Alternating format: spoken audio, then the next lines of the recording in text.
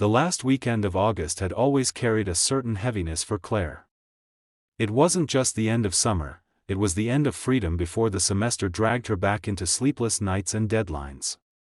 That Friday evening, she and 4 close friends, Ethan, Marcy, Dylan, and Trevor, drove out to a secluded lakeside spot where teenagers often gathered for bonfires. The air was warm but laced with that subtle crispness that whispered of autumn's approach. They unloaded the cooler, set up folding chairs, and stacked logs for the fire. Everything felt familiar, but there was also an unspoken edge in the air, as if this night wouldn't be like the ones before. As twilight sank into the treeline, the woods around the lake grew dark faster than anyone expected. The flames snapped and crackled, painting their faces with an orange glow. Stories were traded, funny ones at first, then darker, almost daring each other to get spooked. Claire, who had always been skeptical of ghost tales, caught herself glancing over her shoulder more than once. The forest pressed close, and the lake's surface reflected the firelight in broken fragments. She couldn't shake the sense that something was standing beyond the treeline, just outside of the glow, watching. Ethan was the first to bring it up. "You guys hear that?" he asked, cutting off Marcy mid-sentence. Everyone fell silent. There it was again, a low crunch, like a foot pressing down on dry leaves. It wasn't the steady rhythm of an animal moving through the woods, but slow, deliberate steps. Dylan shrugged it off, insisting it was probably a deer, maybe even another group of kids arriving late. Still, no one showed, and the crunching stopped as quickly as it had started. They tried to laugh it away, but the fire no longer felt comforting. Instead, it felt fragile, a thin shield between them and the shadows. Claire excused herself to grab a soda from the cooler near the cars parked by the dirt trail. The walk wasn't long, but away from the fire, the darkness was overwhelming. Her phone flashlight jittered as she moved, her nerves betraying her. Halfway there, she froze. The woods were unnervingly still, no crickets, no wind, no distant hum of night. She thought she saw movement between the pines, but when she aimed her light, there was nothing but black trunks and deeper shadows. Her pulse hammered as she forced herself forward, refusing to run. When she reached the car, the driver's side door was slightly open. She was certain they'd locked everything before heading down. When she returned to the group, carrying her drink and trying to hide her shaken expression, the fire had burned lower. The others were subdued, their laughter gone. Trevor finally admitted he'd seen something too, tall, pale, standing just beyond the firelight for only a second before slipping back into the dark. The group fell silent, each one wrestling with the same thought: the night was no longer theirs, and whatever had come to join them wasn't leaving anytime soon. The uneasy silence stretched around the fire, broken only by the occasional pop of sap in the logs. Trevor's words lingered, heavy and undeniable. They all knew Trevor wasn't the type to spook easily. He was the one who usually laughed at ghost stories, who went out of his way to wander into the dark to prove nothing was there. For him to admit he saw something, tall and pale, sent a chill through the group. Claire's hand gripped the cold soda can so tightly it hurt, her knuckles pressing white in the flickering light. Ethan tried to joke, his voice tight. "Okay, so either Trevor saw a ghost or someone screwing with us. Probably the second, right?" But even he didn't sound convinced. Dylan got up abruptly, brushing dirt from his jeans. "I'll check it out," he muttered, already moving toward the treeline with nothing but his phone flashlight. Marcy caught his arm, whispering for him to sit back down, but he shook her off. The beam of his phone bobbed across the first row of trees, illuminating bark, branches, and blackness beyond. The shadows swallowed the light almost immediately. The group watched as Dylan stepped closer. Claire realized she was holding her breath. The woods seemed to shift with every movement, as if they were alive, watching him. Then Dylan froze. His light stopped on something between the trees. From where the others sat, they couldn't make it out, just a suggestion of height, a vague outline of something impossibly still. "Guys," Dylan's voice cracked, "there's someone there." Before anyone could respond, his phone light flickered out, plunging him into total darkness. A second later, he cursed and stumbled back toward the fire, his face pale and damp with sweat. Everyone talked at once, voices overlapping with panic. Claire thought she heard movement again, branches shifting, leaves crunching, slow but deliberate. Trevor grabbed a burning stick from the fire and held it like a weapon, his eyes locked on the tree-line. Marcy clutched Ethan's arm so tightly that he winced. Claire couldn't shake the image of the open car door. Was someone already among them? Had they been waiting before the group even arrived? The night pressed down heavier now, smothering them with the weight of unseen eyes. Finally, Ethan's voice broke through the chaos. "We should leave. Now." No one argued. They doused the fire with what little water remained in the cooler, the smoke rising in angry hisses. As they gathered their things in frantic, uneven motions, Claire noticed something in the dirt by the trail. It was a footprint, larger than any of theirs, pressed deep into the soil as though whatever left it had been standing there for some time, watching. She said nothing, afraid the truth would scatter them into hysteria before they even made it back to the cars. The trail back to the cars was darker than they remembered. Their hurried steps crunched through gravel and dried leaves, each sound echoing too loudly in the oppressive silence. No one dared speak above a whisper, as if raising their voices might provoke whatever was out there. Claire kept glancing over her shoulder, the beam of her phone trembling across the trees. For every step forward, she felt the woods press closer, like walls narrowing in on them. Trevor led the way with the burning stick, its glow barely holding the night at bay. When they finally reached the cars, a new dread set in. Claire's worst fear was confirmed. Her sedan's driver's side door was still slightly ajar, just as she'd found it earlier. But now, something else stood out. The dome light had been turned off. She was certain it had been glowing faintly before. Dylan cursed under his breath, fumbling for his keys. He hit the unlock button, and the car chirped, the sound slicing through the silence like a scream. Immediately afterward, from somewhere deep in the woods, came a sharp, answering crack of wood snapping, like something heavy shifting its weight. They piled into two cars in a frenzy, Claire, Marcy, and Ethan in one, Trevor and Dylan in the other. Hands shook as keys turned, engines sputtered to life. Gravel sprayed beneath the tires as they pulled onto the narrow dirt road, headlights cutting weakly through the suffocating darkness. For a brief moment, Claire felt relief. Distance meant safety. But as her car bumped along the uneven road, she caught something in the mirror, tall, pale figures moving between the trees, keeping pace with the vehicles. Their motions were smooth, unnatural, like shadows gliding rather than running. "Drive faster," Marcy shouted, her voice breaking into sobs. Claire's foot pressed harder on the gas, but the road was riddled with ruts and sharp turns. Too much speed risked flipping the car, yet too little meant whatever stalked them could close the gap. She tried not to look, but curiosity betrayed her. When she glanced at the side window, her stomach dropped. Just beyond the tree-line, something impossibly tall stood still, watching them pass, its head almost brushing the lower branches. Its face was pale, featureless, and it didn't move until the car had gone by. The dirt road finally spat them out onto the main highway, where the world felt normal again, open, lit by the distant glow of a gas station down the stretch. The figures were gone, swallowed by the woods. But none of them relaxed. It wasn't relief they felt, only the raw awareness that they'd escaped something they couldn't explain. Claire's grip on the wheel tightened, her knuckles white, as a single thought looped through her head. It knew where their cars were parked, which meant it knew where to wait for them. The relief of the highway lasted only minutes. Their cars sped side by side beneath the soft glow of passing street lamps, the open sky a comfort compared to the suffocating trees. Yet, the silence inside the vehicle was unbearable.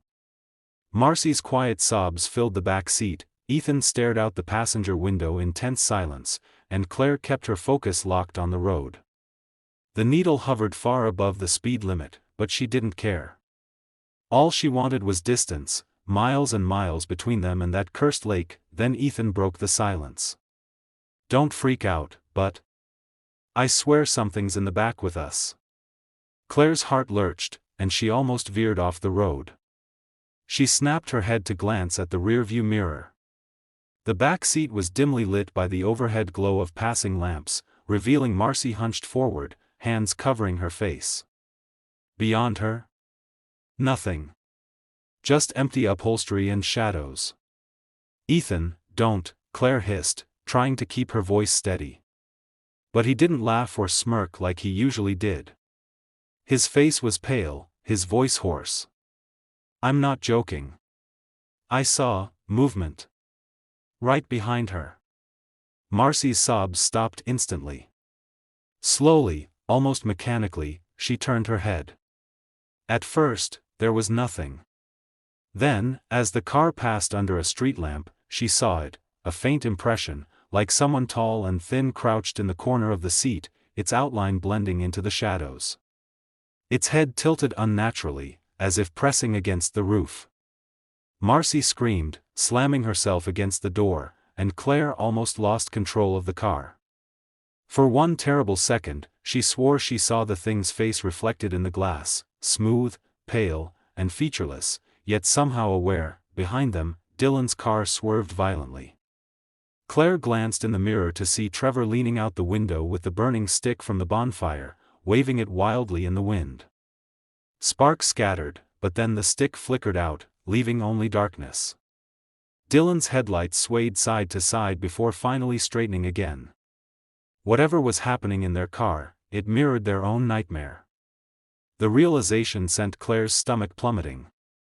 They weren't just being followed, they were being infiltrated. Claire pressed the accelerator, desperate for the glow of the gas station ahead. "Hold on," she yelled. "Don't look at it, just don't look." The car roared forward, engine straining, as the distance to salvation closed. Yet the air inside the vehicle grew colder, as if every mile they gained on the woods only tightened the thing's grip. For a horrifying instant, Claire felt the pressure of something unseen leaning between the front seats, its breath icy against her neck. She didn't dare turn her head. The bright glow of the gas station appeared like a beacon in the endless dark. Claire nearly sobbed in relief as she swerved off the highway, tires screeching against asphalt. Dylan's car followed close behind, both vehicles skidding into the lot beneath the flickering fluorescence. For the first time since the lake, there was light, real, solid light. The group stumbled out of their cars, gasping, trembling, their voices rising in a mix of frantic questions and disjointed explanations. The safety of civilization, even a lonely gas station, felt almost holy. Inside, the hum of refrigerators and the buzz of neon signs were grounding, almost comforting. A bored cashier barely looked up from his magazine as 6 shaken young adults spilled into the store. Trevor, usually the bravest of them, slammed both hands onto the counter. "Lock the doors," he demanded, voice raw. The cashier blinked, confused, until he caught the wild panic in Trevor's eyes. Slowly, reluctantly, he complied, sliding the bolt into place. The metal clack echoed too loudly in the small space. Marcy collapsed onto a plastic chair near the coffee machine, her face pale and streaked with tears. Ethan paced like a caged animal, muttering about the thing in the car. Dylan, shaking, tried to laugh it off, but the sound was brittle, breaking apart halfway through. Claire, however, stood rigid at the window, scanning the parking lot. Under the harsh glow of the lamps, the lot looked empty. Too empty. No movement, no sound of crickets, no distant highway hum. Just silence pressing against the glass. Then she noticed it, something at the far edge of the lot, just beyond the halo of light. At first, she thought it was a lamppost. Tall. Thin. Motionless. But lampposts didn't lean forward slightly, as though watching.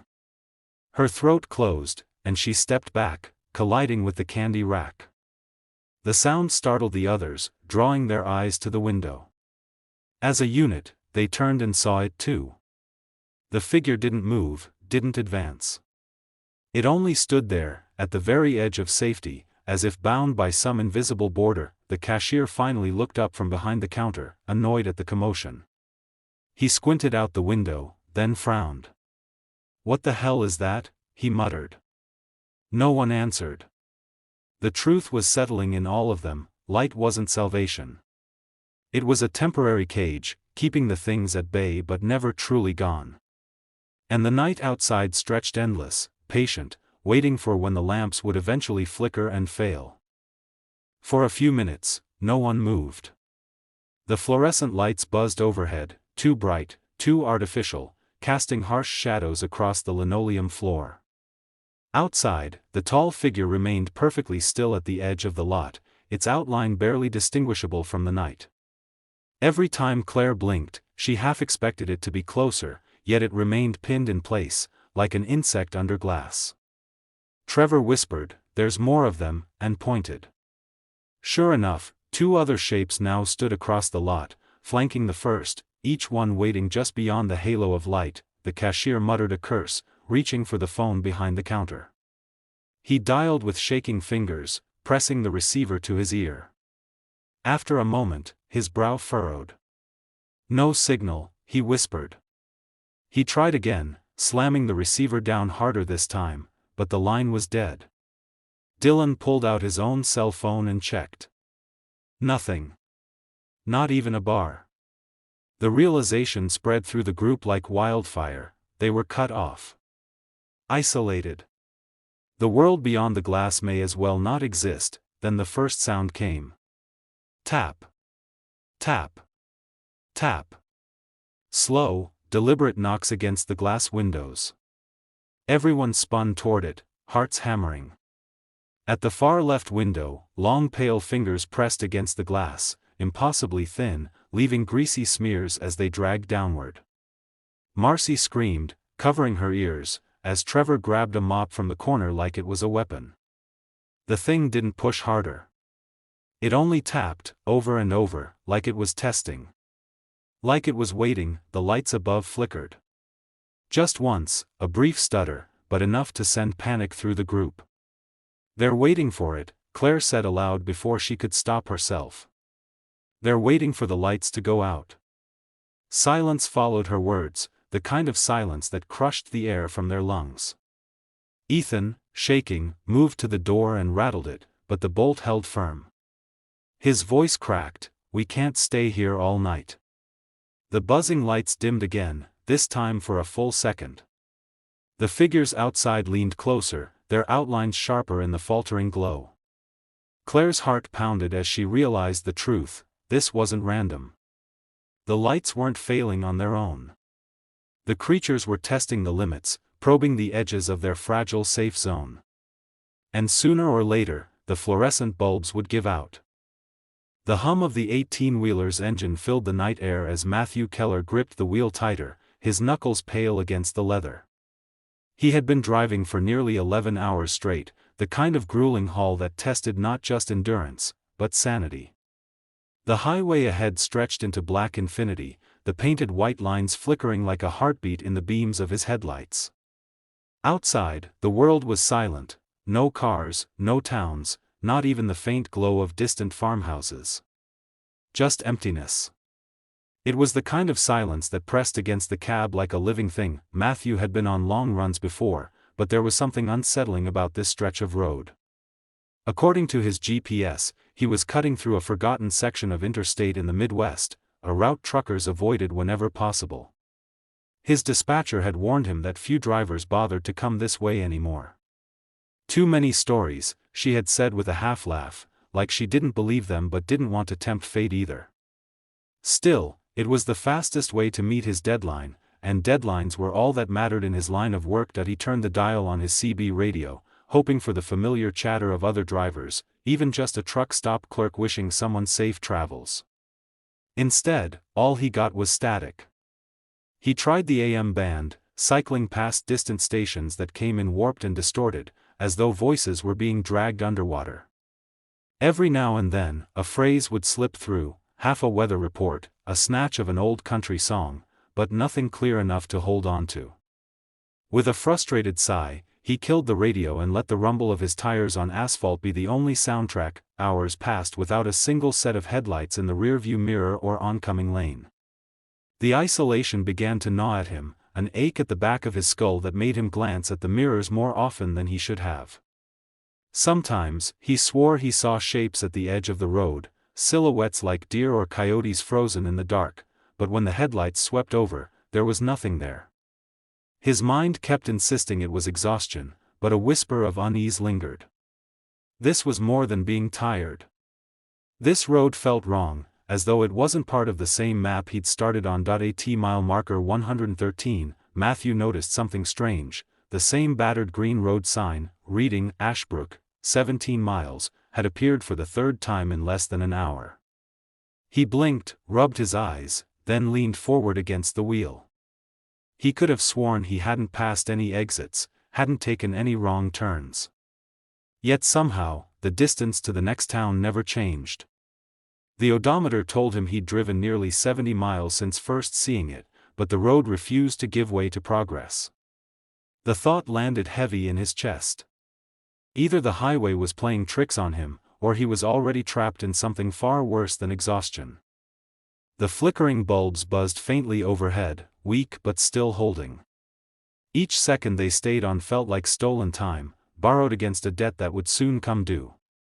The group huddled near the counter, faces pale and eyes darting to every corner of the store. Marcy rocked back and forth, whispering under her breath. Ethan snapped at her to shut up, his nerves frayed to breaking. Trevor slammed the mop against the floor, startling everyone.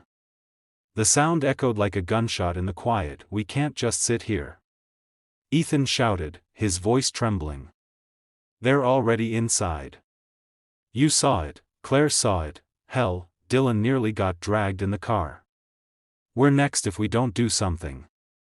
His words spilled out in ragged bursts, half scream, half plea. Dylan fired back, his jaw clenched tight. "And do what, genius? Go outside? Run into that?" He jabbed a finger toward the window, where three silhouettes loomed just beyond the glow. "We step 1 foot out there, we're gone." The tension snapped like a wire. Ethan shoved Dylan hard, sending him stumbling against a display of chips that rattled and fell. Marcy screamed again, covering her ears, while Trevor stepped between them, gripping the mop like a weapon. "You idiots are gonna get us all killed," he snarled, his voice low and dangerous.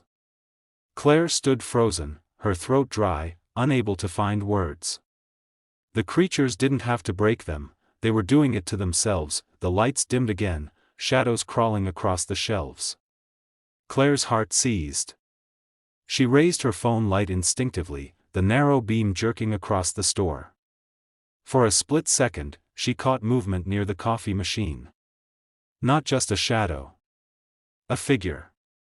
One of the pale things crouched low, its long limbs folded wrong, its faceless head cocked to one side as though listening to their fight. When her beam landed on it, the figure dissolved back into darkness. Claire gasped, pointing wildly. "It's here. Right here." But when the others spun around, nothing was there, only the empty hum of machines. Ethan's face twisted, suspicion flashing in his eyes. "Are you sure?" he demanded, his tone sharp, accusing. "Because every time one of us sees something, someone disappears. Maybe it's not them. Maybe it's..." His voice trailed off, but the implication hung heavy. The true horror wasn't just outside anymore, it was inside, worming its way into their minds, turning them against one another. The buzzing overhead grew weaker, sputtering like a dying breath. Every flicker stretched longer than the last, plunging the store into fragments of darkness before the lights snapped weakly back. The group stood in tense silence, each waiting for the inevitable. Claire could feel it in her bones, the bulbs weren't going to hold much longer. When they went, so would their thin barrier of safety. Marcy whimpered, curling tighter into herself, and Trevor knelt beside her, muttering reassurances he didn't believe. Ethan paced like a cornered animal, muttering half-formed plans. Dylan just stared at the door, his jaw tight, as though calculating the chances of making it to the car alive. Claire's hands trembled as she held her phone, the beam sweeping across the shelves. She felt like a prisoner watching the clock tick down to execution. Then it happened. With a sharp crack, every fluorescent bulb in the ceiling burst at once. Glass rained down like hail, plunging the store into absolute darkness. For a heartbeat, there was silence, a void so deep it swallowed their breaths. Then came the sound, the scuttle of limbs on linoleum, the low scrape of something tall moving between aisles. Marcy screamed, the sound cut short as though smothered by a hand. Claire fumbled with her phone, her flashlight jerking to life. The beam landed on the snack aisle, and froze her blood. One of the pale figures stood there, impossibly close, its elongated fingers gripping the edge of a shelf. Its faceless head turned toward her slowly, unnaturally, as though it had all the time in the world. Behind it, another shape loomed, taller, its outline wrong against the narrow space. Run! Trevor bellowed, swinging the mop blindly into the dark. The beam from Claire's phone shook violently as she turned, catching glimpses, Dylan pulling Ethan by the arm, Marcy struggling against something in the shadows, Trevor's weapon splintering uselessly against nothing. The air filled with the sound of frantic breaths, heavy footsteps, and the bone-deep certainty that the walls of the gas station had become a hunting ground. Chaos consumed the gas station. Claire stumbled through the aisles, her phone's narrow beam bouncing wildly off shattered glass and scattered snacks.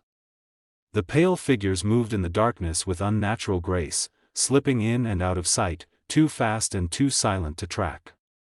A scream tore through the black, Marcy's, sharp and desperate, then cut off in a choking gasp. Claire's gut twisted, but she couldn't stop, couldn't look back. Survival was all that mattered now. Trevor appeared in her light, his mop broken into a jagged stick. He swung it wildly, buying seconds for Dylan and Ethan to shove their way toward the door. "Go," he bellowed, voice raw. For a moment, Claire thought he might hold them off, but then one of the figures lunged from the shadows. The beam caught its hand, long, bony fingers curling around Trevor's shoulder before dragging him into the dark. His shout dissolved into silence, leaving only the crash of shelves collapsing in his wake. Ethan shoved the door, the bolts snapping loose. Cold night air poured in like a flood. The figures hesitated, hanging back as though the threshold itself resisted them. Dylan yanked Claire by the arm, dragging her through the doorway and into the blinding glow of the gas pumps outside. For one awful moment, Claire thought they wouldn't make it, until the headlights of their cars blinked to life. Ethan had hit the remote. The light washed across the lot, harsh and solid, pushing the figures back to the shadows where they lingered, motionless, watching. They dove into Claire's car. Dylan behind the wheel this time, his hands shaking as the engine roared. The car shot onto the highway, tires screaming, leaving the gas station, and their missing friends, behind.